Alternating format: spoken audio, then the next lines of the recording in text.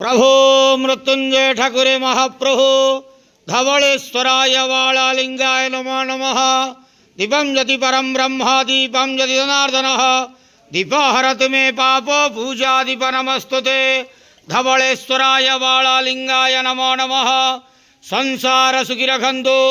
आज पौष मासर कृष्ण पक्ष प्रतिपदा तिथि शुभ शुक्रवार रे समस्त श्रद्धालु भक्त मानक आश्रीपद करंतु, मनस्कामना पूर्ण करंतु, कर्म क्षेत्र नदी करंतु, ग्रहरिष्ट खंडन करंतु, जगतर मंगल करंतु, विश्वर कल्याण करंतु, आपणकर नाम विख्यात करंतु, सेवकर डाक श्रवण करंतु, समस्त गुआवसा भक्त मानकर मनस्कामना पूर्ण करंतु।